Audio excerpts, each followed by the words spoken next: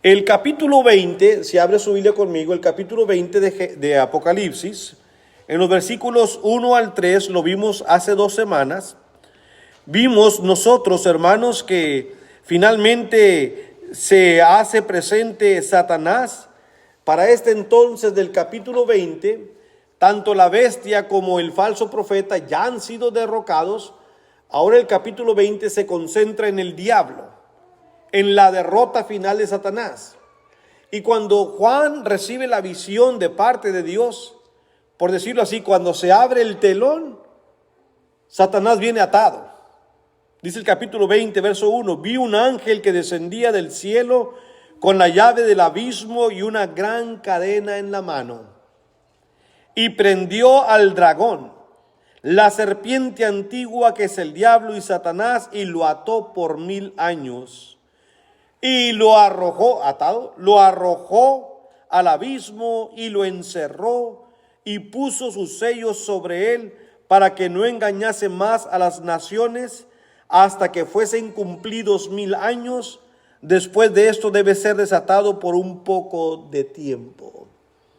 El atamiento de Satanás, esto es lo que hace, hermanos, que muchos crean más fuerte en la teoría milenaria. En los versículos aquí que hemos leído, en 2 ocasiones se mencionó la frase 1000 años, y lo ató por 1000 años, dice el versículo 2, y el versículo 3 lo encerró para que no engañase por 1000 años. De ahí nace la teoría del milenio, como expliqué hace un par de semanas atrás. Y ya no voy a regresarme a la explicación que ya di de los primeros 3 versículos, pero lo que enseña la Biblia y la mala aplicación de esa teoría se encuentra desde la profecía. La verdad sobre el reino y el regreso de Cristo, según la teoría milenaria, son errores que se pueden refutar fácilmente.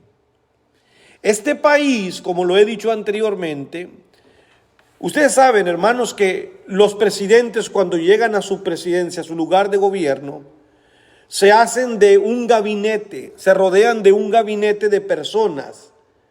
Entre esas personas que lo rodean, muchas de ellas son personas que tienen cargos de origen públicos y declarado por la Constitución. Pero hay otros cargos que nosotros no sabemos, pero que existen. Esos cargos son como los consejeros, los que le avisan, las personas que una persona que estando en eminencia necesita. Y este país se ha hecho siempre de consejeros espirituales. La masonería, por ejemplo, los masones, por muchos años fueron los mejores consejeros para los presidentes.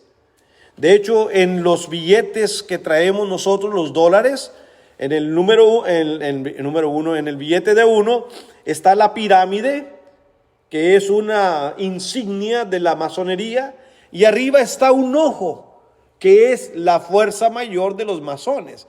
Un ojo que significa que hay un ser, si tú le quieres llamar Dios, está bien, dicen ellos, pero si piensas que se llama de otra manera, hay un ser que todo lo ve. Y eso representa esa pirámide, ese ojo en la pirámide. ¿Por qué está en la estampilla del dinero? Porque la consejería masónica le enseñó a los presidentes de acá que esto era productivo, ¿verdad? Bueno, digo todo esto por lo siguiente, amados hermanos.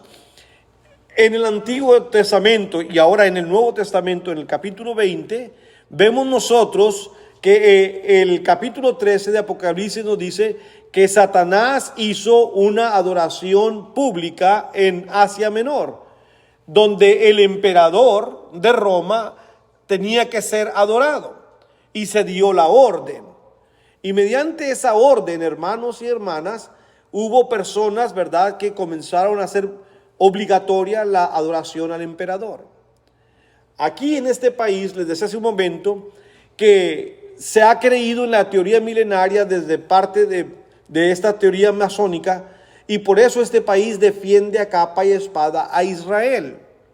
Porque parte de la teoría milenaria, de los premilenaristas, dicen que cuando Cristo venga a poner su reino sobre la tierra, ya eso es una mentira. porque están invalidando lo que la Biblia dice, que el reino ya está sobre la tierra. Pero ellos dicen, cuando Cristo vuelva antes de los 1000 años, que va a venir Cristo a implantar, a poner el reino milenial sobre la tierra, va a ir a Jerusalén, va a ir a Israel. Entonces, ¿qué hace Estados Unidos? ¿Qué hace Francia? ¿Qué hace Inglaterra? Proteger a Israel, porque se ha creído la teoría milenaria.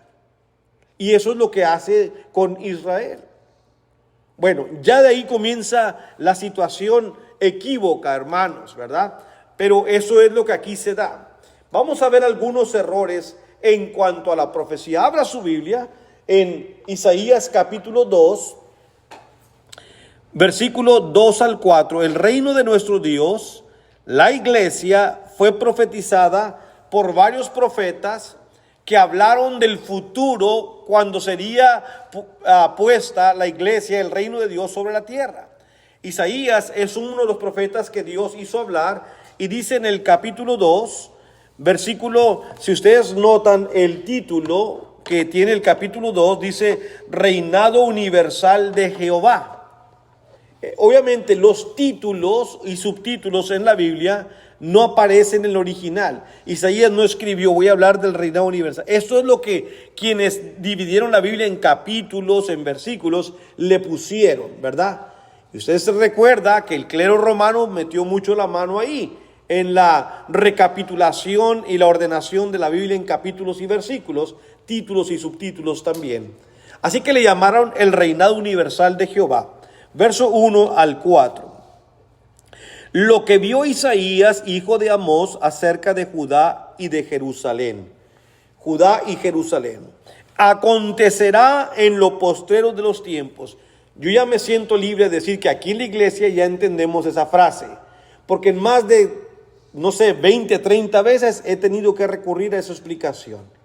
Pero para quienes escuchan, la frase en lo postrero de los tiempos se refiere a la era cristiana. El mundo ha pasado, por decirlo de esta manera, a través de 3 eras. La era patriarcal, la era mosaica y la era cristiana. Y cuando se dio esta orden del capítulo 2 de Isaías, cuando Dios hizo hablar a este profeta, se vivía bajo la era mosaica. Así que la era o la frase de lo postrero de los tiempos significa la última oportunidad que Dios da a la humanidad para finalmente creer en Dios. Y nosotros vivimos ahora mismo en lo postrero de los tiempos. Esta es la última oportunidad que el mundo y la humanidad tenemos para creer en Dios. Acontecerá, dice el versículo 2, en lo postrero de los tiempos, que será confirmado el monte de la casa de Jehová como cabeza de los montes, y será exaltado sobre los collados, y correrán a él todas las naciones. Se está hablando de Jerusalén. Ese monte va a ser exaltado finalmente, y todas las naciones van a correr hacia él. Lo que se está prediciendo, lo que está profetizando, habría de ocurrir en Jerusalén, no en Utah, no en Meca, en Arabia, no en México, no en Estados Unidos. Esto habría de ocurrir en Jerusalén. ¿Ok? Lo que se está profetizando. Verso 3. Y vendrán muchos pueblos y dirán: venid y subamos al monte de Jehová, a la casa del Dios de Jacob, y nos enseñará sus caminos, y caminaremos por sus sendas, porque de Sión saldrá la ley, y de Jerusalén la palabra de Jehová. Ese Sión es la ley de Moisés, de donde salió cuando Dios dio desde el monte de Sión esa ley al pueblo judío. Y la palabra de Jehová saldría de Jerusalén. Esto es lo que la profecía está diciendo. Finalmente, verso 4. Y juzgará entre las naciones y reprenderá a muchos pueblos, y volverán sus espadas en rejas de arado. Mire lo que haría esta palabra de Jehová. Iba a ser posible que muchas naciones que acepten esta palabra vuelvan sus espadas en rejas de arado, sus lanzas en hoces, No alzará espada nación contra nación, ni se adiestrarán más para la guerra. Para el premilenialismo, para los milenarios, estos versículos son su base. Así va a ser el reinado, dicen ellos. Y cuando Cristo vino, dice la palabra del Señor, vaya conmigo al Evangelio de Mateo primeramente, Mateo 16, 18.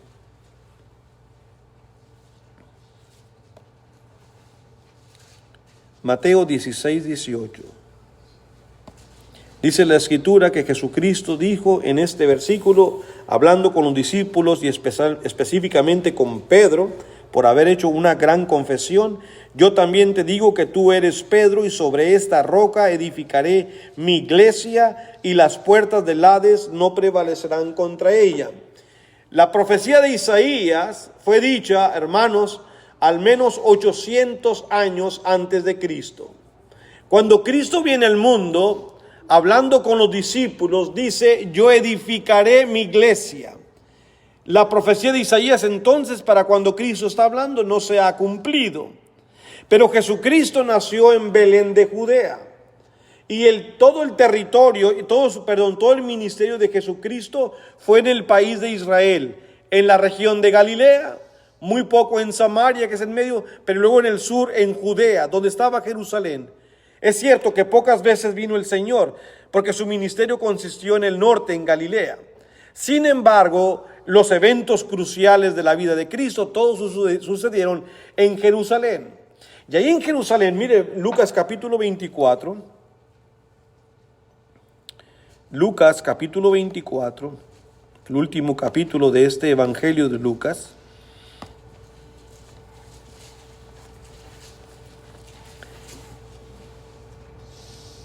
Voy a leer el versículo 45 al 49. Lucas capítulo 24, versículos 45 al 49.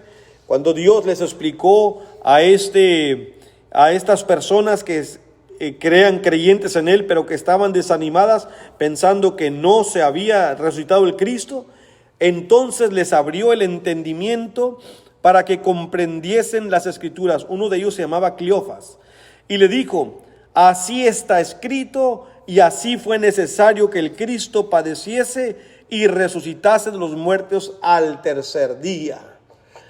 Después de que él caminó primeramente como incógnito con estos dos hombres que iban desanimados, iban preguntando, iban de regreso a casa, iban para Emaús y decían: es que tal vez nos falló este hombre, el Cristo, ¿verdad?, ha muerto y hoy es el tercer día y no ha resucitado, aunque dicen unas mujeres de nosotros que lo vieron, que unos ángeles dijeron que había resucitado, pero nosotros a la verdad no vimos nada.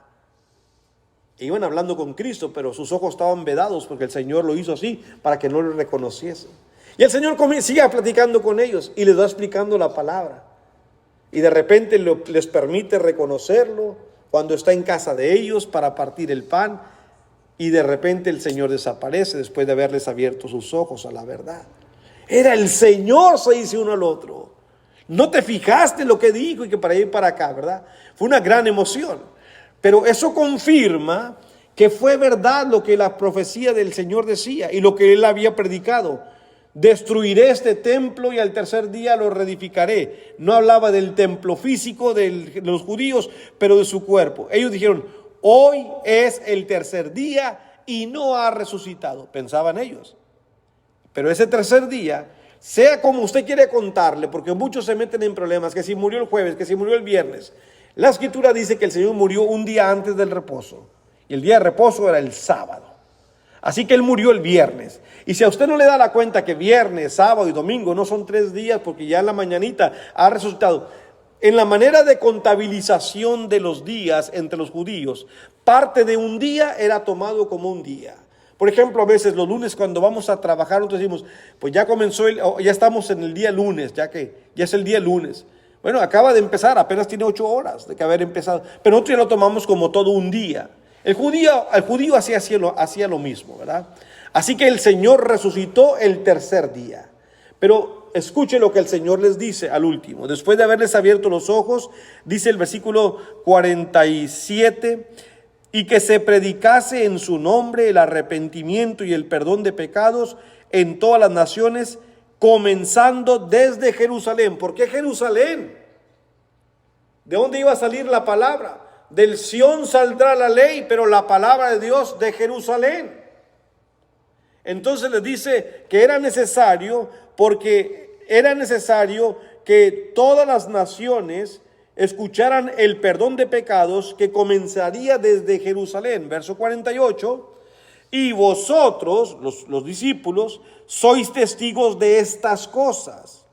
He aquí, yo enviaré la promesa de mi Padre sobre vosotros. Les voy a enviar la promesa de mi Padre. Pero quedaos vosotros en la ciudad de Jerusalén hasta que seáis investidos de poder de los altos. ¿Por qué tienen que quedarse en Jerusalén? Por dos razones. La primera, no pueden irse a predicar inmediatamente ya lo que ustedes quieran. Todavía no es el tiempo.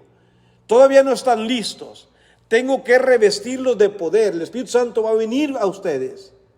Quédense en Jerusalén. Muy importante, no se vayan de Jerusalén. La profecía tenía que cumplirse. La palabra de Dios saldría de Jerusalén. Bueno, y como Lucas también escribe el libro de Hechos, dele para Hechos capítulo 1.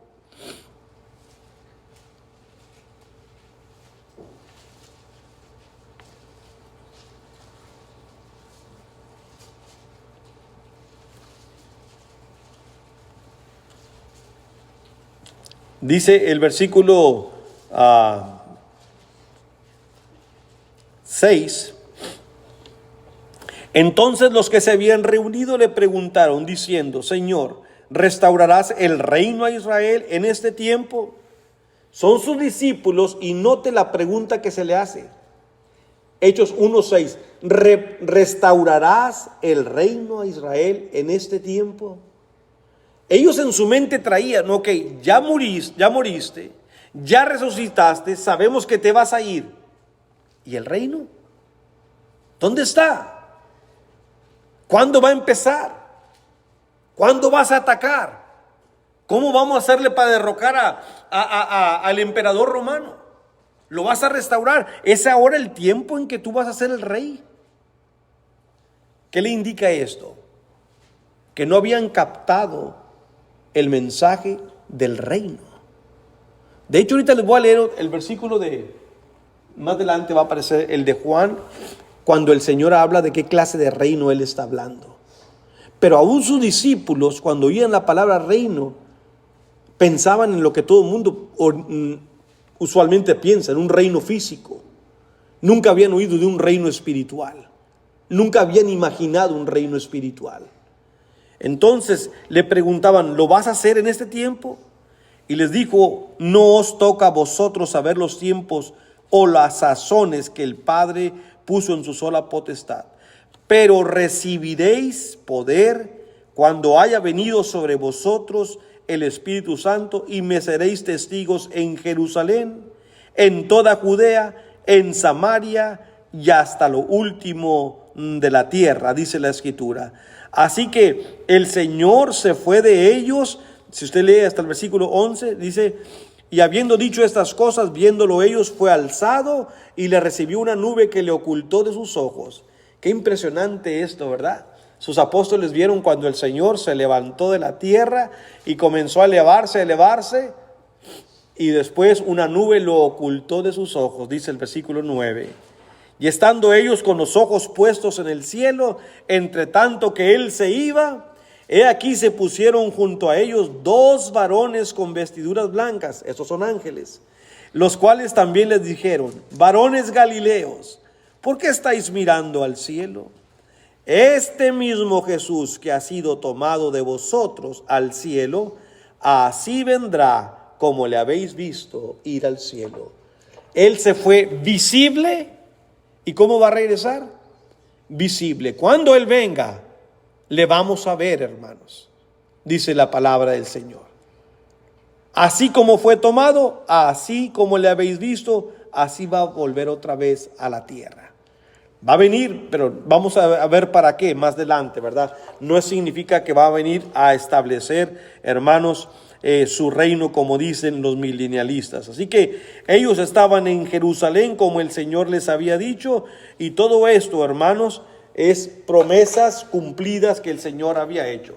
Ahora, otra promesa, Daniel 2:44, creo que la sabemos, pero lo voy a leer por si acaso alguien no la sabe. En Daniel 2:44, nuestro Padre Celestial reveló al profeta Daniel, que fue un joven muy activo en la fe y que nos deja grandes enseñanzas para muchos de nosotros. Dice la Escritura: en los días de estos reyes, el Dios del cielo levantará un reino, ahí está, que no será jamás destruido, ni será el reino dejado a otro pueblo. Desmenuzará y consumirá todos estos reinos, pero él permanecerá para siempre. Tanto Daniel, que profetizó un poquito antes de Isaías, como Isaías, que habló del reino que vendría de Jerusalén, saldría la palabra del Señor. Aquí la Escritura se nos habla de un reino, hermanos, que nunca sería destruido, que concuerda con las palabras de Cristo. El Señor dijo: edificaré mi iglesia y ni las puertas del Hades prevalecerán contra ella. Nada va a destruir ese reino. La iglesia es un reino que no puede ser destruido. No importa qué ataques traiga Satanás. Nosotros como iglesia local podemos tener problemas, divisiones, pero eso no significa que la iglesia fue destruida. La iglesia a nivel universal es indestructible, es el cuerpo de Cristo, y Satanás, con todos los planes y estrategias que quiera emplear, no tiene el poder de destruir la iglesia. Es el reino de Dios. Isaías capítulo 11, por favor. Isaías capítulo 11.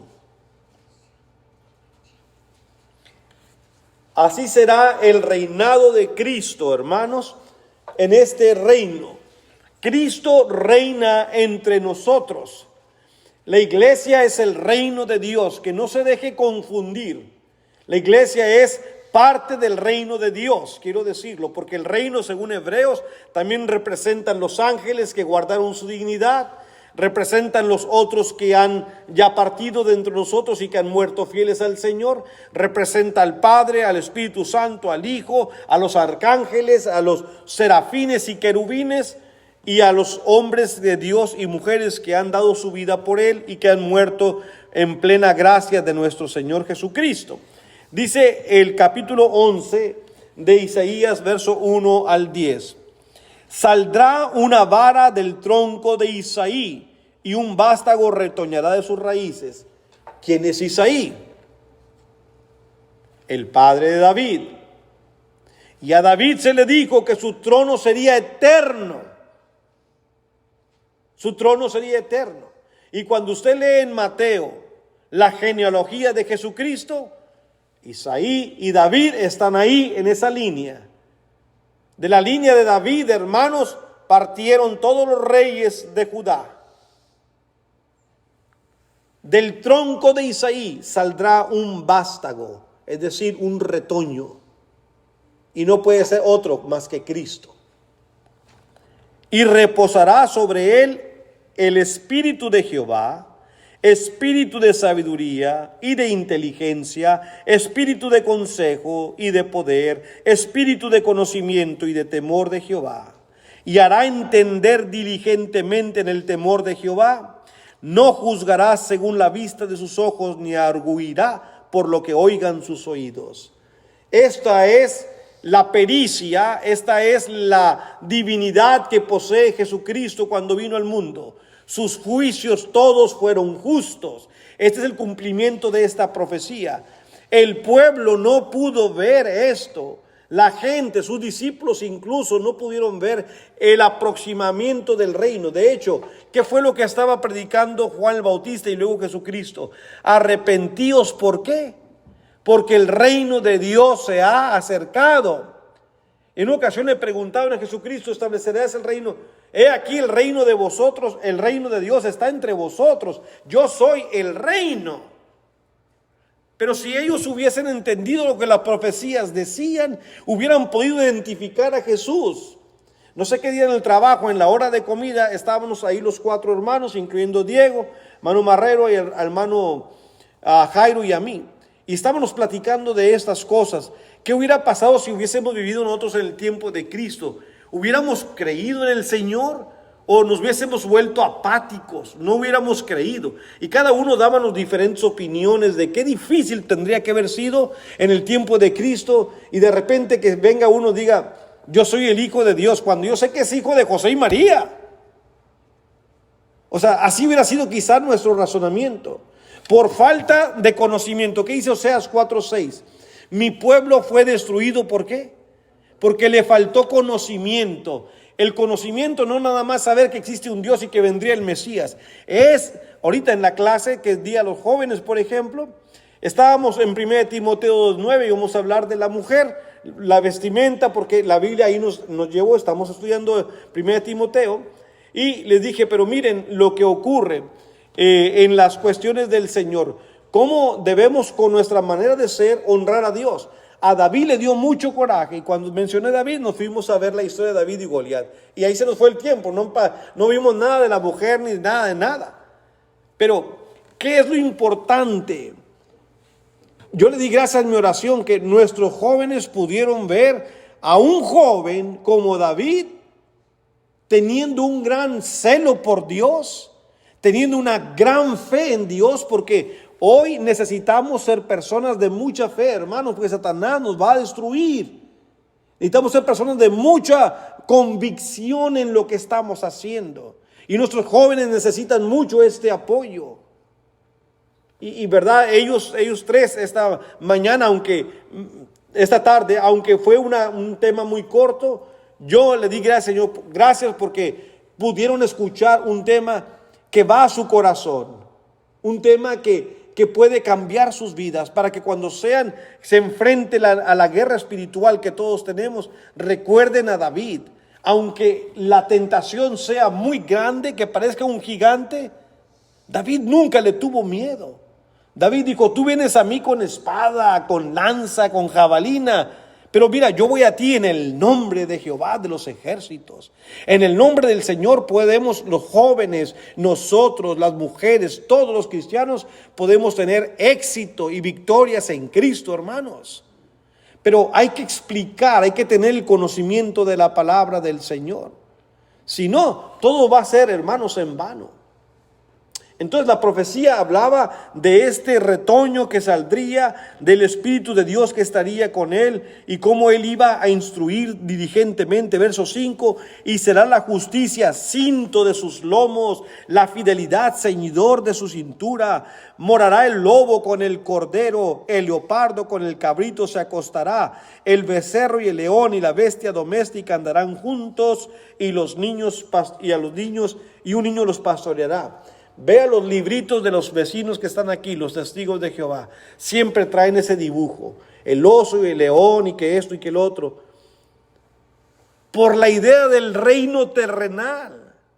Aquí lo que está diciendo, los animales estos representan personas, naciones que en su momento fueron muy hoscas, fueron muy aguerridas, fueron muy violentas entre sí. Como un león, como un oso. Los que creen en Cristo, no importa qué violentos pudimos haber sido, uno de los 12 apóstoles era un celote. ¿Y sabe a lo que se dedicaban los celotes? Era un grupo armado, eran como terroristas. Pues uno de ellos, Simón el celote, se convirtió al Señor. Ahí tiene un oso, un leopardo, andando con los corderitos. A eso se refiere el Señor. Nuestras vidas, hermanos, pudieron haber sido como la de Juan Charrasqueado, como la del Ojo del Vidrio, como la de Gabino Barrera. No sé en su tierra cómo se llamen, ¿verdad? Esas personas. Pudieron haber sido nuestra personalidad, a lo mejor es muy violenta. Y mire dónde andamos, pastoreándonos Dios con su palabra. Andamos ahora entre una manada de corderitos. ¿Qué hizo eso en nosotros? Dios, a través de su palabra. Eso solamente se da en el reino. Solamente se da en el reino. Yo les he platicado de aquel hermano en Texas, el hermano José, que cuando lo conocimos y abrió la puerta, yo ya me quería ir inmediatamente. Que aquel hombre era, usted no conoce a un tejano así, hermano. Es de pancita pronunciada, ¿verdad? Y luego se pone un chaleco todo el tiempo así como de cuero. Y traen un sombrero puntiagudo y unas botas chillonas, ¿verdad? Y se fajan así, andan con un cintote de ese tamaño. Y se desabrochan las camisas aquí y dejan sus pelos salir y su bigote así y se paran así. ¿Qué pasó? No, pues no pasó nada. Nomás venía, ¿cómo está? Dios le bendiga, ya me voy. No, pásele. Pues voy a pasar, ahí voy. Con esa gente, hermano, como que uno no quiere ni hablar. Y cuando entré a los 3 meses ya era un cristiano. Era la apariencia por fuera, pero por dentro ese hombre andaba buscando a Dios. Nada más que no se le quitaba, no, hombre, hermano, y así. Yo le decía, hermano José, ya no haga esos ademanes, ya no hable así. Es que no se mira muy bien usted cuando hace así. Pues que así soy. Y como que no puede ni hablar bien, ¿verdad? Pues no, hermano, trate. Sí, todos podemos ser. Y si usted tiene ese problema también, tratemos, hermanos, todos de cambiar, ¿verdad? Pudimos haber sido leopardos, leones, osos. Dios quiere corderitos. Dios quiere pastorear una manada de ovejitas. La ovejita tiene dócil. A donde la lleve el pastor, ahí va. No sea cabra, no sea chiva. Esa agarra por donde quiera, esa está loca. Esa no se deja que la lleven por su lugar. Esa agarra para donde quiera. Ovejitas. Esto no es posible si leemos la Biblia. Todos nosotros podemos ser ovejitas. Y Dios tiene el poder para llevarnos por ahí. Bueno, verso 9, no harán mal ni dañarán en todo mi santo monte, porque la tierra será llena del conocimiento de Jehová como las aguas cubren el mar. Hoy la palabra de Dios se es conocida en todo el mundo. Acontecerá en aquel tiempo que la raíz de Isaí, la cual estará puesta por pendón a los pueblos, será buscada por las gentes y su habitación será gloriosa. Entonces el milenialista que lee estos versículos dice, eso no existe aquí, todavía no ocurre, por lo tanto el reino no ha sido establecido todavía. Y ahí entran las preocupaciones y las malas interpretaciones, hermanos. Su naturaleza, hablemos del reino, su naturaleza, nos quedan 10 minutos. Juan capítulo 18, el Evangelio de Juan capítulo 18. Qué bofetada con guante blanco le puso Señor a todas aquellas personas. Este versículo no lo quieren leer los milenialistas. Dice el versículo 35 de Juan 18, que Pilato ya fastidiado, Pilato ya abrumado, Pilato confundido, Pilato no sabiendo qué hacer, le dice Pilato, le dice, dice la palabra, que Pilato vino y le pregunta al Señor, hermanos, que pues ¿por qué él no habla de una vez como tiene que hablar según Pilato? ¿Por qué no nos dices exactamente quién eres o qué es lo que tú estás diciendo? ¿Verdad? El versículo 21, ¿por qué me preguntas a mí? Preguntas a los que han oído que les haya yo hablado. He aquí, ellos saben lo que yo he dicho, le contestó Jesucristo. ¿Sí? Cuando el sumo sacerdote le preguntó a Jesús acerca de sus discípulos y de su doctrina. Y más adelante también Pilato cuestiona a Cristo. Verso 28, llevaron a Jesús a casa de Caifás, al pretorio, y era de mañana, y ellos no entraron en el pretorio para no contaminarse y así poder comer la Pascua. Entonces salió Pilato a ellos y les dijo, ¿qué acusación traes contra este hombre? Respondieron y le dijeron, si este no fuera malhechor, no te lo habríamos entregado. Entonces les dijo Pilato, tomadle vosotros y juzgadle según vuestra ley. Miren los judíos, qué mañosos. Los judíos le dijeron, a nosotros no nos está permitido dar muerte a nadie. ¿Cómo para eso sí querían someterse a la ley, verdad? Para que se cumpliese la palabra que Jesús había dicho, dando a entender de qué muerte iba a morir. Entonces Pilato volvió a entrar en el pretorio y llamó a Jesús y le dijo: ¿eres tú el rey de los judíos? Jesús le respondió: ¿dices tú esto por ti mismo o te lo han dicho otros de mí? Pilato le respondió: ¿soy yo acaso judío? Tu nación y los principales sacerdotes te han entregado a mí. ¿Qué has hecho? Respondiendo Jesús, escuche esto y grábeselo por favor, hermanos, el versículo 36. Jesús respondió: mi reino no es de este mundo. Si mi reino fuera de este mundo, mis servidores pelearían para que yo no fuera entregado a los judíos, pero mi reino no es de aquí. Pilato, no te preocupes, yo no vengo a hacerte guerra, ni mis discípulos se van a levantar contra ti. Esa no es la clase de reino de la cual yo he hablado. Si esa clase fuera la del reino que yo he percibido, mis discípulos ya estarían preparados para pelear y derrocarte a ti y al emperador y a quien venga. Pero mi reino es diferente. Mi reino es de otro mundo. Este no es de aquí. Esas fueron las palabras del Señor. En Lucas 17, versos 20 y 21. Lucas 17, versículos 20 y 21.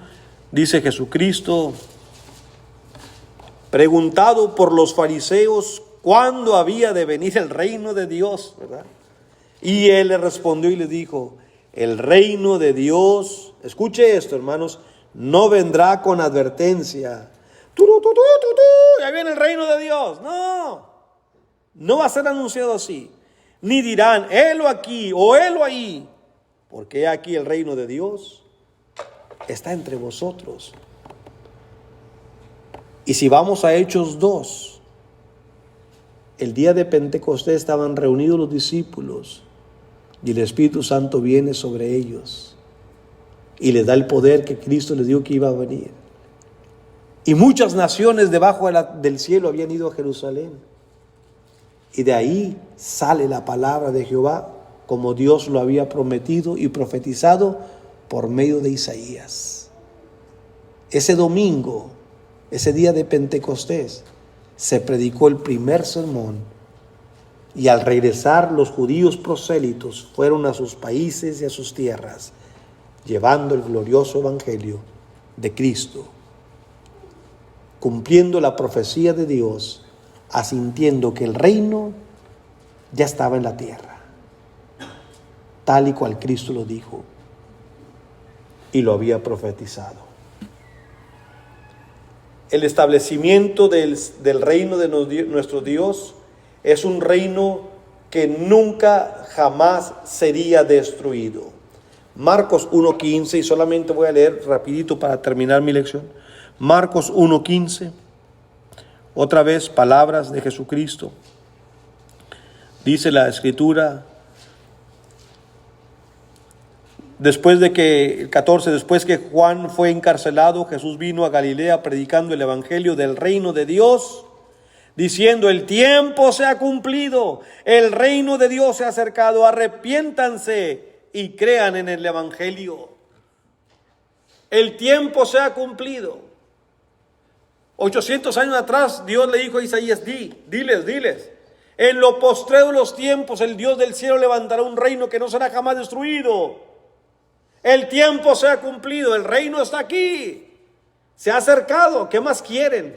¿Por qué seguir pensando que 2024 años después esté yo aquí predicando? Hermanos, prepárense porque ya Dios va a establecer el reino.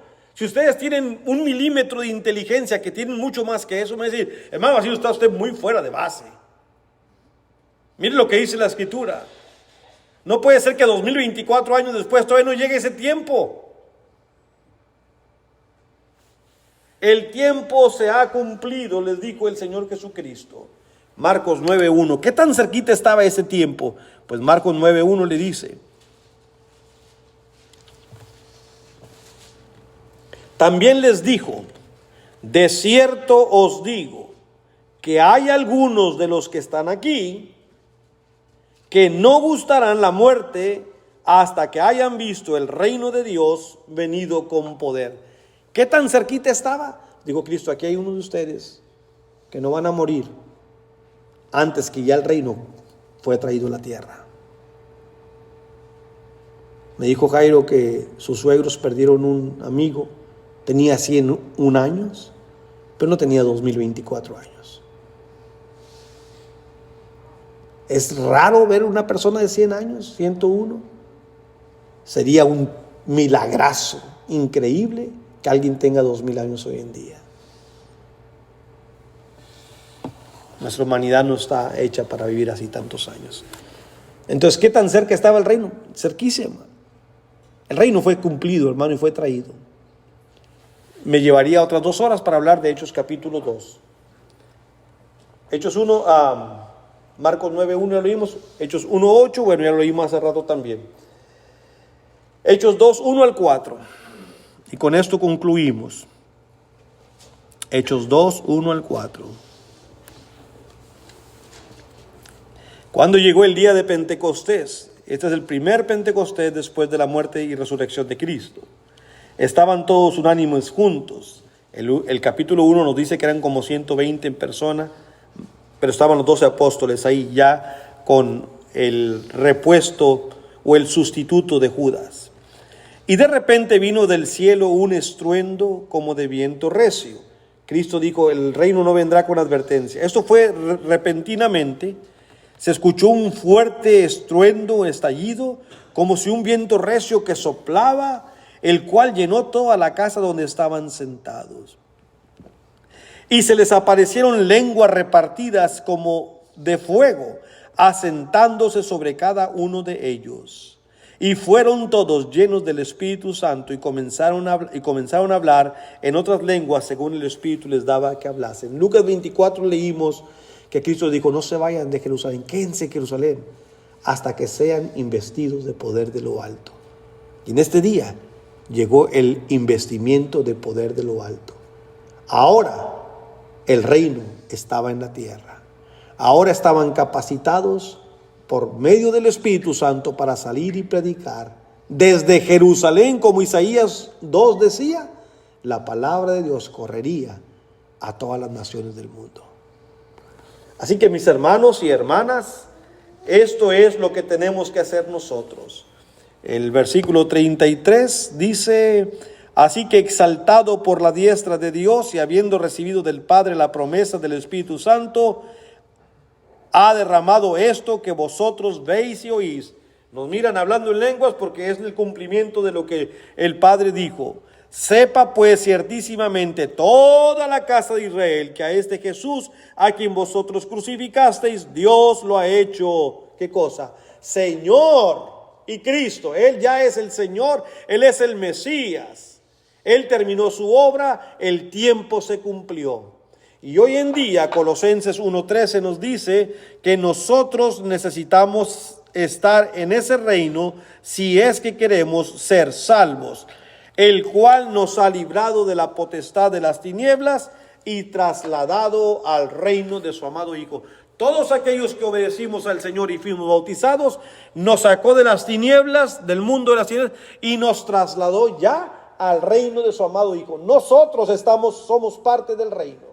No tenemos que esperar que el reino venga a ser establecido. Ya el reino existe, es la iglesia. A su venida, cuando Cristo regrese, el reino será entregado al Padre, no establecido. Y ya no tengo el tiempo para leer 1 Corintios 15, 23 al 26. El Hijo entregará el reino al Padre y luego Él se someterá a su Padre, dice la palabra del Señor.